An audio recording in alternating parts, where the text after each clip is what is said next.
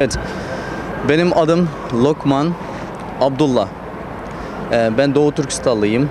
6 seneden beri Türkiye'de yaşıyorum. Benim kardeşlerim, abilerim, akrabalarım hepsi Doğu Türkistan'da. 2 Nisan 2017'den beri arkadaşlarımızın ne olduğunu hiç bilemiyorduk. 5 gün önce onlardan bir haber aldım. Yani bizim komşumuzun iletişimiyle onlardan haber aldım. Şimdi benim 2 kardeşim, abim vardı. Onlar toplama kamplarına atılmış ve benim abimin çocuklardan 2 çocuğu 5 seneden 10 seneye kadar hapse atılmış. Bu haberleri duyduk ve onların bir fotoğrafını gönderdi bize. Evlerde Çinlilerle beraber oturduğu halde ve şimdi Doğu Türkistan'da çok soğuk var. Biliyorsunuz Çinlilerin bir yemekleri var, yani domuz etiyle beraber yapılacak, yani Türklerin mantı gibi. Onları abimizin, kardeşlerimizin beraber bu yemeklerin yani mecburen yaptırıldığını ve bu fotoğrafların çekildiğini, bu Çinlilerin evinde benim yengelerim ve benim kız kardeşlerimle beraber oturduğu bu fotoğrafları gördüm ve bundan çok üzüldüm yani. Bu şimdiki bizim durumlarımızda. Yani ben 2 Nisan 2017'den beri iletişim kesilmişti. Bu durumları görerek ben hiç yani çok azaplandım bu. Evet. Selamun Aleyküm. Benim adım Abdülhakim. Muhammed Emin. Ben Doğu Türkistanlıyım. Doğu Perinçek söylediği gibi eğer Doğu Türkistan'da zulüm olmazsa benim bu kardeşlerim nerede? Bunu istiyorum. Mesela bu benim çok büyük abim. Bunun şimdi nerede olduğunu bilmiyorum. Ondan sonra bu benim küçük abim. Bu da nerede olduğunu bilmiyorum. Bu benim ikinci abim. Bunun nerede olduğunu bilmiyorum. Bu benim kayınbabam, yani eşimin babası.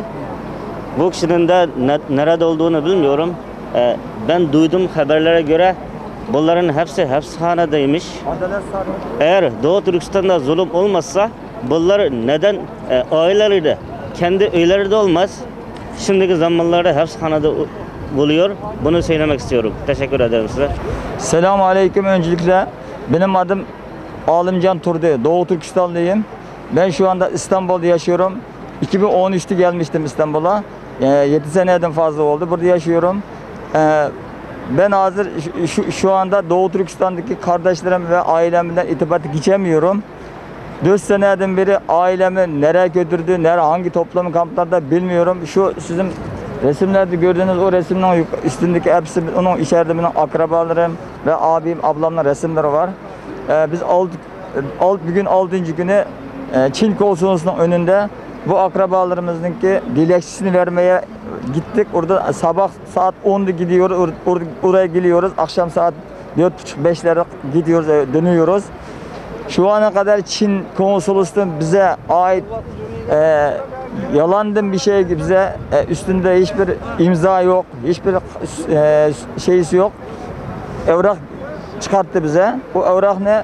Evrakın üzerinde yazan sen Doğu Türkistan kelimesini kullanmasan, sen Doğu Türkistan'ın bu bayrağını elinde götürmesen, sen bize Çin Komünist Partisi'nin üstünden bir şey şikayet etmesen, seninle irtibatı geçeceğiz, seninle konuşacağız dedi. Ben diyorum ki ben cinimden geçsem geçeceğim, bu devletimin bayrağından vazgeçmem. Benim vatanımın adı Doğu Türkistan. Doğu Türkistan kalacak inşallah. Ama bu benim bu mücadelemden hiç vazgeçmem inşallah. Onun için bütün dünyadaki insansever ve saygıdeğer kardeşlerim Bizim sesimize ses olun. Bu aziz mezlum kardeşlerimiz şu anda Çin'in toplum kamplarında erziyet, işkence çekiyor. Şu anda Çin soykırım, Doğu Türkistanlılara soykırım yapılıyor. Oradaki ailelere Çinli erkeklerine mecbur yerleştiriliyor.